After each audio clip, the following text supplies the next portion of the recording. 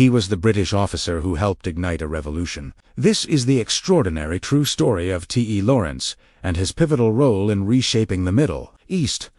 But what drove this enigmatic figure to abandon everything he knew? How did one man's choices trigger events that still echo today? And what price did he pay for his convictions? Thomas Edward Lawrence wasn't supposed to be a war hero. He was an archaeologist, a scholar, a man obsessed with medieval castles and ancient civilizations. But in 1914, everything changed. The Great War erupted. The Ottoman Empire controlled the Middle East. And British intelligence needed someone who knew the terrain, someone who could blend in.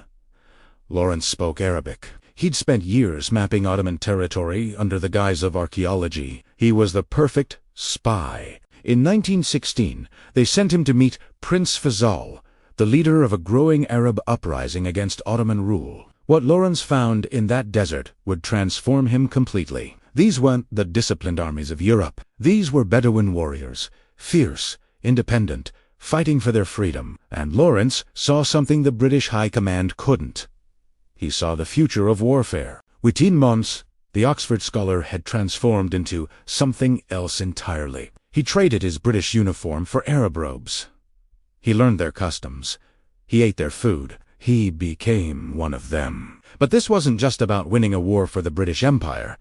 Lawrence truly believed in the Arab cause. He believed in their right to self, and that belief would lead him to acts of almost superhuman daring. The Ottoman Empire controlled the region through one critical artery, the Hejaz Railway, 600 miles of track connecting Damascus to Medina. Cut that railway, and you cut the Ottoman supply line. You strand their armies. You win the war. Lawrence became a master of guerrilla warfare. Hit fast. Disappear into the desert. Strike again. They destroyed locomotives, blew up bridges, and turned the railway into a graveyard of twisted metal. But Lawrence had a bigger target in mind. Aqaba, the fortress city on the Red Sea, defended by massive guns aimed at the ocean. Everyone said it was impregnable. Lawrence disagreed. He planned the impossible: lead a small army across the treacherous Nifud Desert, and attack from the land, where no one would ever expect it. The Nifud was a death trap, waterless, scorching by day and freezing by night.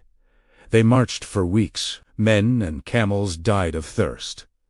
Many turned back, but Lawrence kept going, pushing them onward. On July 6, 1917, they emerged from the desert like ghosts and took the city of Aqaba in a single day. The impossible victory made Lawrence a legend.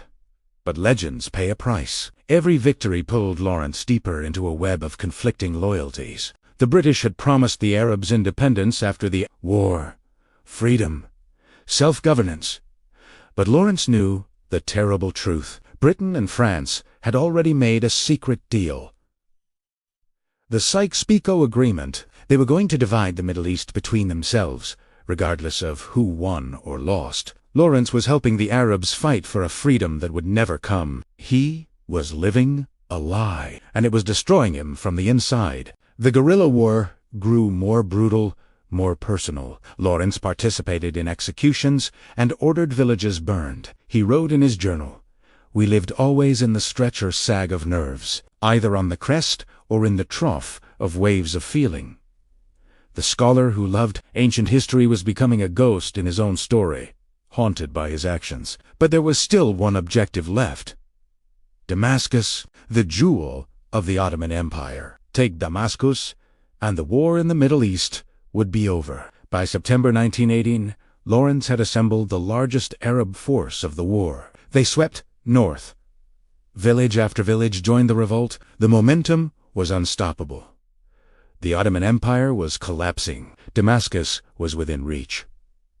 But Lawrence faced an impossible race. British General Allenby was pushing from the west. If the British took Damascus first, Arab claims to independence would be worthless. Everything Lawrence had fought for depended on getting there first.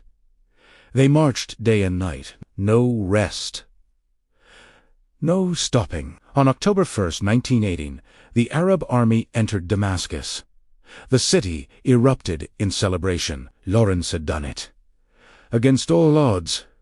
But there was no triumph in his eyes. because he knew what was coming next. Within weeks, the promises were broken. The Sykes-Picot Agreement was implemented. Britain and France carved up the Middle East, exactly as they had planned. Lawrence's Arab allies, who had bled and died for their freedom, got nothing. Lawrence attended the Paris Peace Conference. He fought tirelessly for Arab independence. He was ignored. His friend and ally Faisal was eventually given a kingdom in Iraq, but it was just a British puppet state. Everything Lawrence had promised, everything he'd fought for, was gone. He became the most famous man in Britain, a war hero, the uncrowned king of Arabia. And he hated it. The publicity was suffocating. The guilt was overwhelming. Lawrence felt he had betrayed the very people who trusted him with their lives. So, in 1922, he did something extraordinary. He enlisted in the Royal Air Force under a fake name. As a private, the lowest rank possible, the man who had commanded armies became John Hume Ross, a simple mechanic. He wanted to disappear, to be anonymous, to escape the crushing weight of his fame and his guilt. But you can't outrun your own legend. And you can't undo the past. At just 46 years old, Lawrence was still trying to find peace. He'd left the RAF and was living in a small cottage, translating Homer's Odyssey from Greek. He crashed his motorcycle while swerving to avoid two young boys on bicycles. 6 days later, T.E. Lawrence died from his injuries. But his story didn't end there. The borders drawn by Sykes-Picot still define the Middle East today. The conflicts Lawrence witnessed, the promises that were broken, the artificial nations created against the will of their people, those decisions still echo in every headline, every conflict, every crisis in the region. Lawrence saw it coming. He warned against it. He fought against it. But one man, no matter how brilliant or brave, couldn't change the course of empires. What he did change was our understanding of what one person can accomplish. He proved that unconventional thinking can defeat conventional armies, that cultural understanding matters more than military might, that believing in something greater than yourself can drive you to superhuman acts, and that living with the consequences of those acts is the hardest battle of all. Thomas Edward Lawrence, scholar, warrior, legend, exile. One man's quest for adventure became a catalyst for revolution. But revolutions don't always end the way their heroes imagine. For more untold stories of history's greatest figures, be sure to subscribe. What other historical figures would you like to see explored in this style? Let me know in the comments below. Thanks for watching.